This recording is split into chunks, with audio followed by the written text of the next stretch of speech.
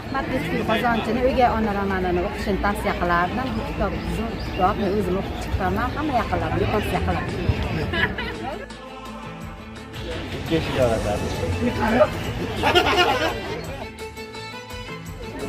Yaqin insonlarning uchun Alloh bilan ko'ngil suhbat namoziga kitobni tavsiya qilardim. Keyin men degan kitobni tavsiya qilaman. Chunki ularda motivatsiya gaplar o'ta juda ko'p. Qanday kitob o'qishni tavsiya qilganlar? Yaqinlarim uchun Said Ahmadni juz'iy asarini tavsiya qilganlar.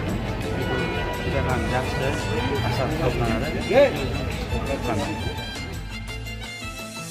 Yaqinlarimga 2 eshik orasini tavsiya qilaman. O'tkir Hoshimov yozgan.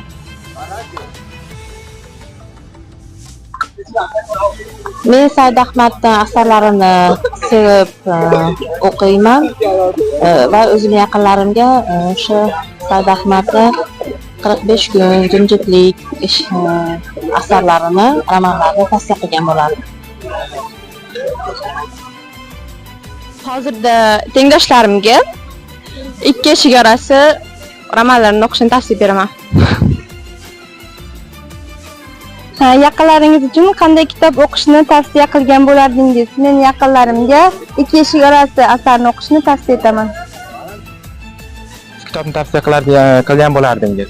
Yaqinlarimga har qanday kitobni tavsiya qilgan bo'lardim, lekin hozirgi kunda asosan o'qiyotgan adabiyotlarim Mirat Chag'ir Oqtoshning deyarli barcha kitoblari bo'lmoqda va ularning orasidan Hayot yutqizgan joyidan boshlanadi kitobini tavsiya etgan bo'lardim. Zero hayot yutqizgan joyidan boshlanadi, yutqizganingda emas, tugagan, o'sha joyda to'xtaganingda mag'lubiyatga uchraysan.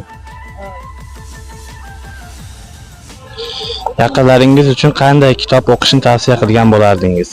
Men yaqinlarim uchun Abdulla Qodiriyning asarlarini, ayniqsa O'tgan kunlar romanini tavsiya qilgan bo'lardim. Bundan tashqari O'tkir Hoshimovning Dunyoning ishlari asarini ham tavsiya qilgan bo'lardim. Men yaqinlarimga Pirimqul Qodirovning Yulduzli tunlar asarini o'qishni tavsiya qilaman.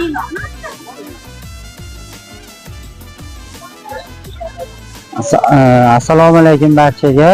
Men yaqinlarim uchun G'ofur G'ulomning Mening o'g'rigina bolam asarini o'qishlarini tavsiya qilaman, chunki bu asarda o'zbek ayolining haqiqiy qalbi, mehr, muruvvatga to'la ekanligi ancha yoritib berilgan.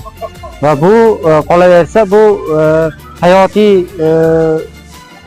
jabhalardan, ya'ni hayotda bo'lgan holatdan yozilgani ham ancha ta'sirli chiqqan. Hammaga tavsiya qilaman, o'qinglar. Men yaqinlarimga Valyonlik boy odam kitobini tavsiya qilaman.